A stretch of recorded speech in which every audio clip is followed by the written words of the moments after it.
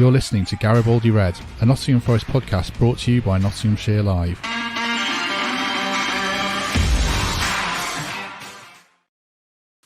Hello, welcome to an impromptu Garibaldi Red as myself and Greg Mitchell reflect on the news Nottingham Forest are on the brink of a defensive injury crisis, plus we'll look ahead in more detail to the Man City game on Saturday at the City Ground. Greg, good to see you again after Monday. How are you? Good, yeah. Feeling much better. A little 24-hour bug last Monday, so yeah, I'm all right. You've got a swanky new light. Yeah, it was my birthday yesterday, so my nephew's bought me that, so got to be nice about it. I think it looks good. I like it. Happy birthday. I'm sure everyone would wish you a belated happy birthday.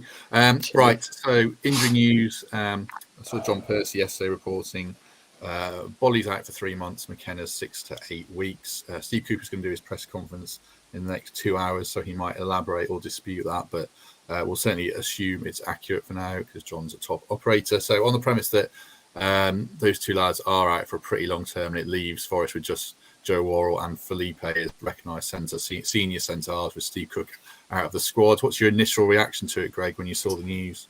Yeah, well, worry, obviously, but also the thing with McKenna and Bolly, a month ago, they wouldn't have been your starters. So it just shows the depth of the squad, really, that, you know, Worrell and Felipe arguably would have been starting in a couple of weeks. Anyway, it's just the fear of another injury in that position now. Obviously, everyone knows Cook's not in the squad, so we're down to the bare skin now, but at least it's two quality central defenders. So fingers crossed they get through next game fine, and then we'll start getting players back anyway. Yeah, I know. I mean, I scoffed when Forest, at one point they had 9 centre-halves. Obviously, Bardet's gone and Cook's out of the squad. And you know, with hindsight, you could question those decisions, but no one was at the time in terms of the volume centre-half. So I don't think we should do. But it certainly shows that you've got to be glad the owner backed Steve Cooper sufficiently to have this many centre-halves. Because I was thinking about other clubs. They don't really have this many centre-halves. I suppose they carry 4 mostly anyway, 2 recognised and then a couple of kind of fringe players. But Forest, like you say, Forest have always been in this position all season where we've not really known who the nailed centre-halves are. So it does leave us, at least we know for a few weeks that it's Worrell and Felipe, which begs the question next. Do you think Worrell and Felipe are up to the task the next 6 weeks or more? Well, we know Worrell is. We know Worrell's proved it on numerous occasions. He's club captain and, yeah, he's been out the squad for whatever reason the last few weeks. But he'll be absolutely itching to get out there. He won't be able to wait. But obviously, Felipe, we're unsure of at the minute. We know he's a quality player from other teams. But yeah, it's a great opportunity for him that he probably didn't expect this early on, really. So it'll be interesting, that's for sure. I suppose Worrell's an interesting one in that he's come up and he's been in and out the side. I don't think this season's gone how he would have wanted it. And I think, like you say, there's been patches where he's looked really good and there's been patches where he's looked less assured. And I kind of hope that now he knows he's nailed and he doesn't have to worry about his place for a little while. I hope this frees him up and gives him that self-belief. I think there's been games this season where I think it was like yourself or Mike you've said on here, against the teams around Forest, he's looked really good mostly. But other games, he's looked a little bit like he's not quite sure of himself. Obviously, Man City on Saturday is going to be really difficult, but we'll get into that. But I hope this frees him up and lets him believe in himself and show what he can do. Because like the back end of last season, he was brilliant in the Championship. And I think he had a bit of a swagger. And I hope he gets that back to his game in a while. And we'll come on to alternatives. People are saying, what about Niakate? We'll come on to that, certainly. Temps made a good point in our WhatsApp group yesterday, though, about Felipe in the sense that he's not played a lot of football and you've got to bank on him to be a 90-minute man week in, week out. And are we worried still that there might be more, I don't want to tempt fate, but even more injuries to come that are going to stretch the squad even further? Yeah, and that's where it's going to get worrying, isn't it? We just don't know with Felipe. A bit like Shelby, you know, the match fitness, just we don't know whether it's there or not. But he has played at the top level for quite a few years, so you'd hope he'll be almost there already. So this, well, what's the saying? There's no such thing. You shouldn't plan to fail, really. But I don't think they'll be too worried about his injury, no more than any other players in that squad. So we've just got to have our fingers crossed and hope he has a really good game. But like you say, Worrell does play a lot better against the teams around us. But Man City, they're going to be on him, a lot. They're going to know our central defence aren't a pairing that are used to playing together. So I imagine they'll be going down that centre a lot. So they're going to have to be ready for that, and they're going to have to be prepared to be very busy. Yeah, the back four is going to. We'll talk more about the game, but the back four is going to be really central to it. Obviously, I'm not stating anything out of the ordinary there. Just in case Forest do need any other centre halves in the next few weeks, Niakate is back in training, but I mean, it's a big ask, isn't it, to expect anything from him until he's had a few games and maybe even a month of training. He's been out for a while. We can't be banking on him when he's only played 2 games in a Forest shirt all season. No, and it's a real struggle just to see who it would be after Niakate, and especially, I mean, Yates has played central defence before. I think he did it a couple of games and he did well, but he's not in that team at the minute. We don't know when his fitness is going to be ready, but we all know it with Steve Cooper that I'm not saying the McKenna and Bolly injuries are going to be like this, because I think they were clearly like serious hamstring injuries, but there's always a player you're not expecting anywhere near that's suddenly in that matchday squad or that team. And I think I've just got my fingers crossed that one of these players that's been out for a while will turn up on Saturday and be there if needed. Serge Aurier as a centre half, I was kind of like, oh God, I can't really imagine that. But the more I think about if he did have to play, I think he'd be all right actually, because he's got to be more rigid and more disciplined, and he's an experienced pro. Would you be pretty comfortable if Aurier had to bail us out for a few games? Well, someone's going to have to do it, aren't they? If one of them does get injured, it's a bit like Joe Worrell playing in goal that time. You just don't know, do you? But you've got to be a big lad, and we, other than our back 4 or 5 players, we haven't really got any big guy. I don't know whether Shelby could do something like that, or don't know. I honestly don't know. I hope we don't have that situation, but. Yeah, obviously a defensive-minded player is the player you're going to want there if needed. Yeah, I mean, I could even see Ramo Freuler doing it for half a game if needed, if it does come to that. And then the last one we should mention is Chet Kouyaté, who can play centre-half and has done it a lot. But he's kind of in that Niakate boat, isn't he? He picked up a serious injury in the World Cup. I don't think he's even back in training. So, again, we couldn't really bank on him, but he's done a good, steady job before. Greg in the comments, is Shelby's a centre-back? I can't see that. Yeah, you don't know, do you? But the Coyote one's so frustrating, and I know the club was so frustrated at the time, weren't they? Because I don't think, is it Senegal he played for? I don't think they looked after him that well when he was injured. So that blooming midwinter World Cup that we never want to see again, hopefully. So I don't know. We'll see. Hopefully, like I say, it won't come to that. But Freuler, maybe a Shelby. I read someone yesterday saying, what about Wood? He's a big guy, isn't he? He's a big guy who can edit, we think. Yeah, you just don't know. You don't know. No, I mean, that World Cup came at a bad... You think back on it now, it came at a bad time for some players, really. Like, obviously, Lingard was just getting going. But Worrell as well, he was getting going really well just before that World Cup. And I think it set a few of them back. A couple of people say, can you recall Panzo? No, because the window's closed. I don't think you can. And... you can't amend the squad to get Steve Cook in it. So it's going to be frustrating having Steve Cook sat in the stands when he could be on the bench filling a space. But like I said, it's hindsighting it, saying, oh, should we have signed IU and stuff like that. But it's short term as well. It's short term injuries. So it's not like we're thinking, oh God, it's the rest of the season we're done for. So it's going to be a big ask and a struggle these next few weeks, but we're not the only team with many injuries. And like you say, a lot of the players that came back on the other side of the World Cup as single players haven't had much luck. But as a team, we can't complain at all. We're still top 4, I think, in the form table since New Year. So it's not an issue as a team, as a squad at least. No, that's true. And just lastly on this, I could even see you. Don't freeze on me, Matt, or something. I'm back now. I was going to say, I was just saying, I can't speak on my own. I say just last thing on that. If it gets really bad, I could see you play one centre half with Aurier and Lodi either side of them as a back three to muddle through, because they're both good defenders. There were doubts over Lodi defensively, but he's been really good. So I think that'll be all right. If my Wi-Fi does go again. I know you're gonna do me there, but we've got Nico as well, haven't we? So yeah, Serge maybe coming into the middle a little bit more and bringing Nico on. That could be an option. Yeah, true. If my Wi-Fi does go, just hold the fort. Don't worry, I might just read a book or something. It's difficult that it's fine all the time, and then you're doing one of these things and it just freezes for a few seconds. But hopefully we'll be all right the rest of the time.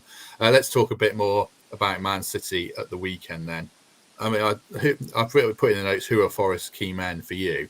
Is it just the back four, or more specifically, are there any individuals that you think are really going to have to stand up and be counted? Individuals, certainly. I've just watched, and it was annoying. It was on, and my sofa was delivered, so I had to stop. Sky Sports News have got a brilliant segment on Morgan Gibbs-White, and I was about 5-6 minutes in, and it still hadn't finished. And he is such a key player for us. His confidence, the way he was speaking about Cooper, the team coming up to Man City, how they think they've got a chance of getting something. It was such a good interview, and that's the kind of player that we're going to be looking at on Saturday, because we're going to be. It's probably. I mean, we won a game against Leeds with 30% possession. We'll get less possession than that on Saturday. It could be, it could be down ridiculously into the 20s or something. But if we've got 2 or 3 good crosses in us, with your Shelvis, with your Gibbs-Whites, Scarpa now, and someone to get on the end of that, that's going to be our 1, 2, 3 chances of the game. So the key players for me are those ones that are going to get the balls in and give a big lad like Wood his chance to actually show why he's there.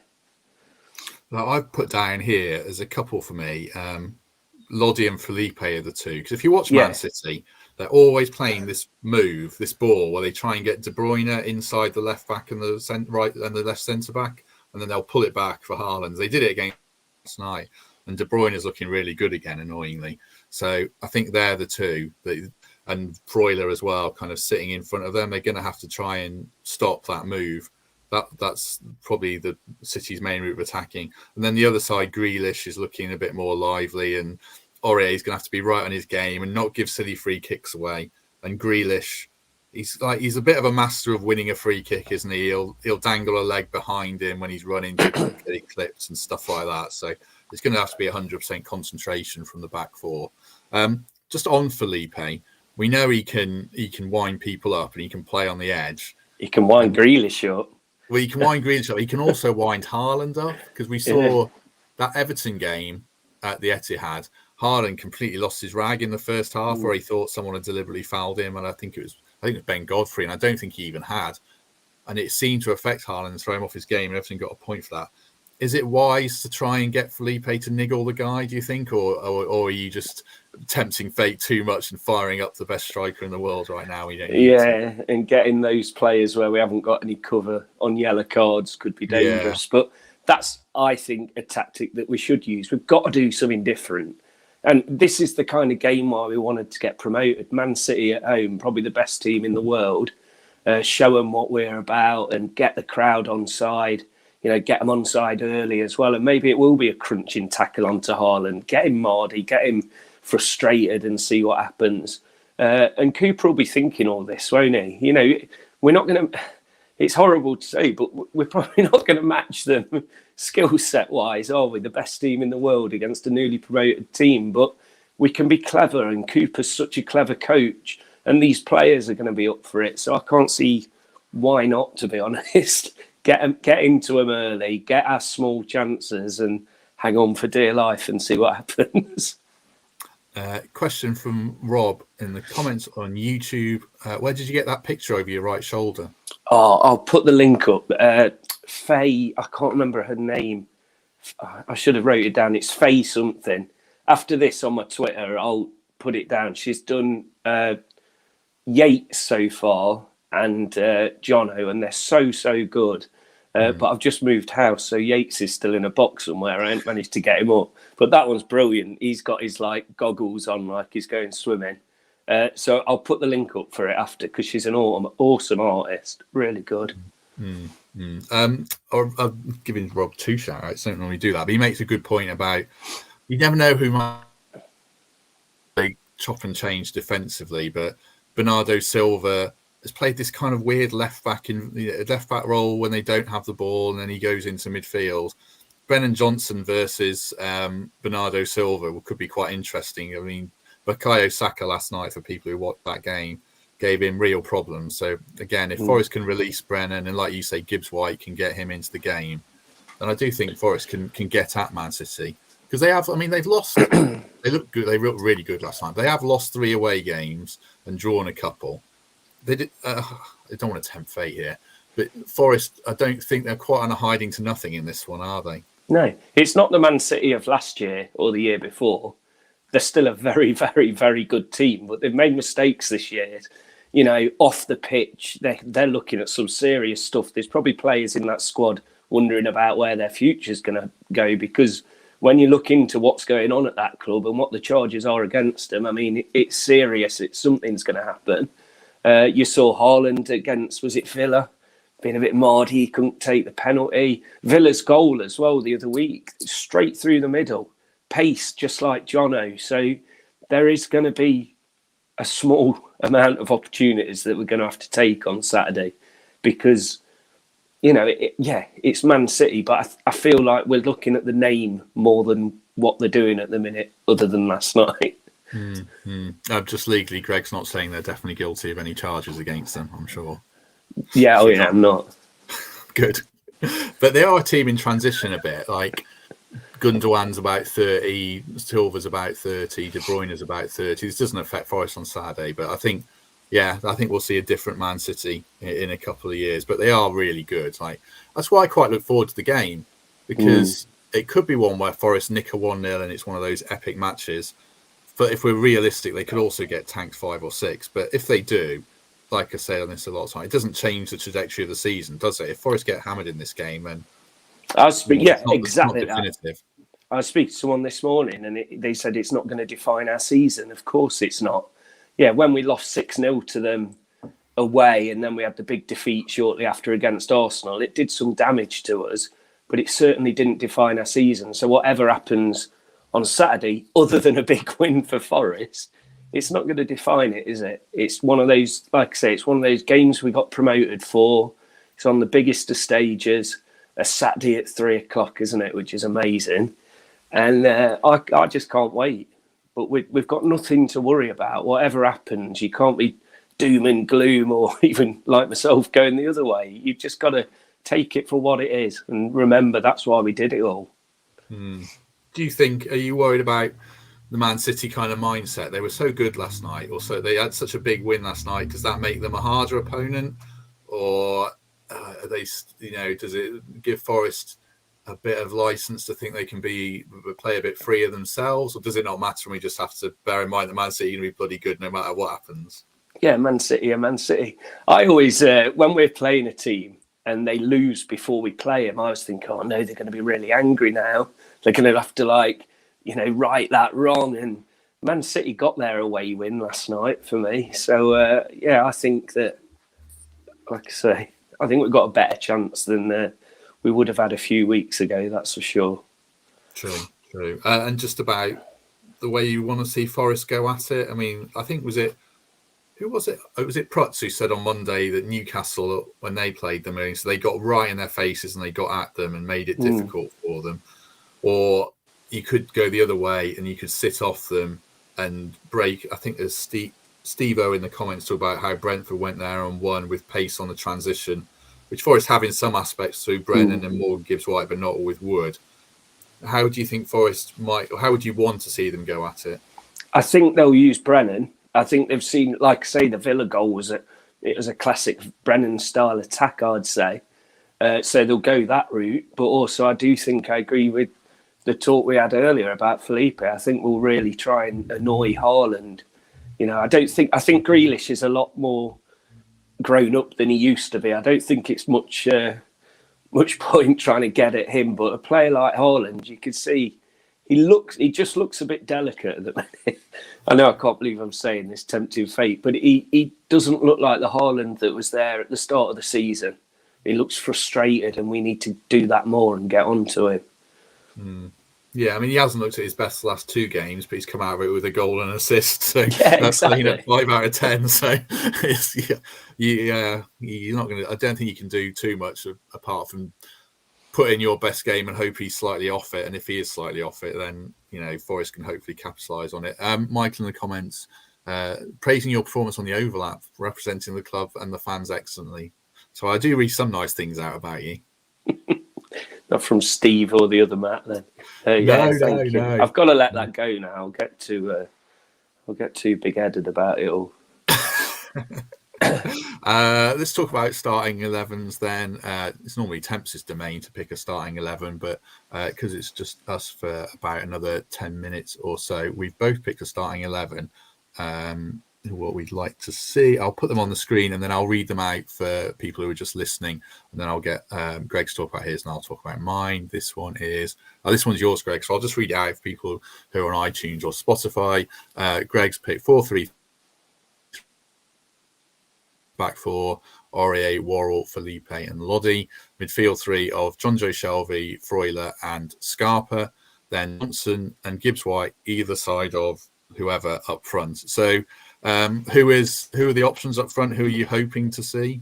I think I just couldn't choose. I couldn't put one down, but I think after our chat on this now, it will be Wood.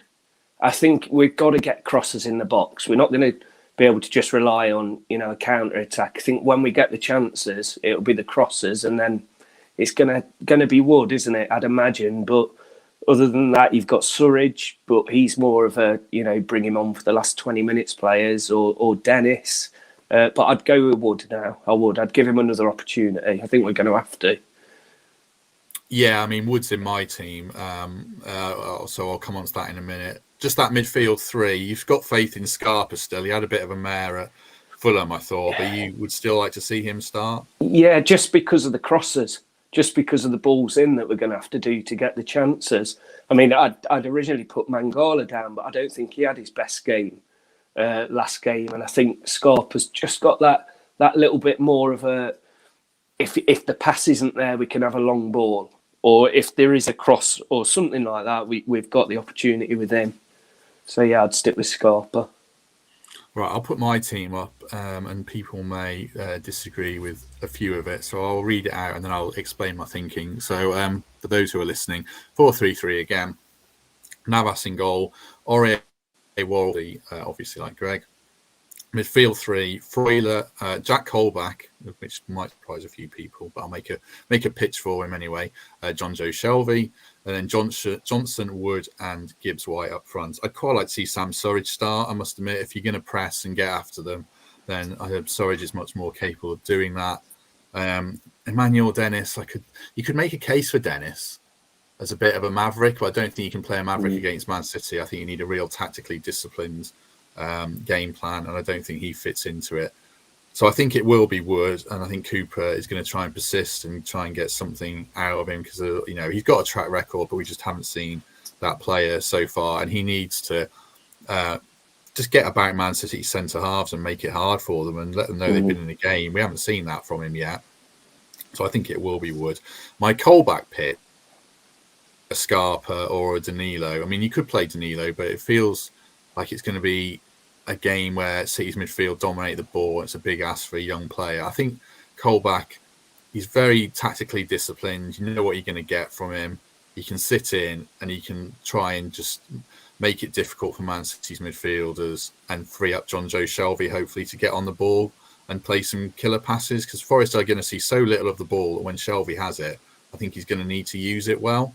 So I think a proper 2 in front, Colback and Freuler, would hopefully not dominate midfield. They're not going to do that, but it would make it difficult and plug up a few of those gaps. And where Colback is, he can make it harder for De Bruyne to make that run inside Loddy and Felipe and do that low pullback. So, I mean, look, people might say it's rubbish and they're going to lose 5-0, but you could put any team up and there's the potential they're going to lose the game 5-0. Think I'm an idiot, Greg? Will I look in the comments? No, I don't look at the comments. I like Colback. I like Colback, and I think that he could come on to protect the lead or protect the last 20 minutes of a draw or something and really get at the ankles, because he had one of his best games at home against Leeds and he could clearly do it again. I think that was our only difference, wasn't it? Scarver and Colback. Yeah. So Scarpa, sorry. And Colback. So yeah, we're limited, aren't we? It's strange to say how big our squad is. This 25-man rule, it is a bit of a killer. So it just shows why getting the really good academy and the good youth setup could be invaluable at times like this. Yeah. Have you still got faith in Mangala? I mean, he doesn't definitely feel like he's taken his chances recently. I think it was Everton away when he showed like, wow, who's that? So we know the players there. It's just recently it hasn't really shone. But is he one of those players that should be going about his business quietly, like we've seen before, and then you suddenly think he's a staple part of the team? Maybe so. So yeah, still got faith in him, but maybe just not for Saturday. Yeah, I agree. I think he's a good player. I think what lets him down for me is the simple things more than the hard things. Like he'll get the ball in a tight spot and he'll work some space and then he'll give it away. So if he irons that out of his game, and I think he will do next season, I think he's going to be a top player. Like we've signed these Bundesliga players and we've just not seen the best of them because of injuries. But you can see the players are there, can't you? Like a 1 year before he got injured, he was really coming into his own. So I think next season, if Forest can stay up, I think we'll see a lot more from them. Oh, and Omar Richards, we haven't got a clue about, have we? I can't wait to see him, hopefully, this season. So, yeah, the Bundesliga players have had some bad luck, haven't they? But we know they're good enough, because I'd say the Bundesliga is probably the closest at the minute to the Premier League, the way things are going, although the Premier League's on a completely different stratosphere at the minute. The Bundesliga is a quality, strong league. So, yeah, keep stepping into that market and getting them from there. Greg Oram asked in the comments, is Danilo a bit raw still? I think it's quite wise of Cooper to just take him in and out of games selectively as a 20-year-old who's never played in Europe before. I don't mind him. I was a bit surprised he wasn't on the bench against Fulham, but I think it's wise to ease him into the setup, isn't it? Yeah, because he showed signs, didn't he? I can't remember his debut game. Man City in the Carabao Cup at home, I think he looked good, didn't he? Yeah, he did. Man United, yeah. He did look good. So, yeah, he'll get chances. Every player in this squad is going to get plenty of minutes from now until the end of the season. And, you know, if a Wood scores or if a Dennis especially, if Dennis does play and has a good game on Saturday, that changes his entire season. You know, and then we see what happens, because it just really hasn't happened with him yet, as we've discussed many times before. So those strikers are going to be looking on Saturday for their one or two chances and get it in, and your career changes at Forest. Yeah, I'd just love to see a performance from Wood, really. Like, if he comes off the pitch and you think he's made it difficult for, I don't know, it's Laporte and Diaz or whoever it is, and he's buffeted them about and he's brought Brennan into the game and we've seen what player he can be, then I think Forest fans will embrace him a bit more. It's just these first three games, which haven't seen the best from all. And when we debated on Monday with Prutz, like, is that his fault? Is that Forest's fault? But this is a game where I think expectations are quite low, that if he goes out and does something, I think that would give him a lift and hopefully set him up for the upcoming games to come. I think that covers most of the bases. Let me have a quick look. Yeah. Any other business from you before we depart? Yeah, I've got a couple of things. Are you keeping Man City players in your fantasy team for the weekend then? That's one of them. Our fantasy team's going to be my thing. Yeah, I've got De Bruyne, Ake and Haaland, so I'm going to play them all, yeah. No, I'm not. I'm taking them all out. You're taking them all out? Trusting our lot against him. I want to say hello to Ethan Cooper. I met him in the Trent End. We were setting up for the Wolves game, I think it was, and I said I'd give him a shout out. He watches every episode, loves it, so shout out to him. It was really nice to meet him. I have a little list now. Lee Wood's fighting on Saturday, a massive day for Nottingham, and I just want to wish him, he doesn't need luck because he's one of the best in the world, but just hope it goes as well as we all expect. He's fighting Lara, the Mexican, who's very, very good, and if Wood manages to win this, then some massive things are on the horizon, potentially even the City Ground. So sure every single Forest fan is wishing him all the best and can't wait to see him lift the belts again. Good. Yeah, Lee Wood's a lovely bloke, so and a big Forest fan, so it'd be good to see him do well. Obviously, like you say, a big fight for him, and he keeps defying expectations for the wider boxing world. So it'd be great. To see. He's got that Nottingham grit, just like Frotchad, didn't he? No, everyone writes him off, keeps writing him off, and they just keep doing it. So can't wait to see him, and he'll get the win and get it to the City Ground.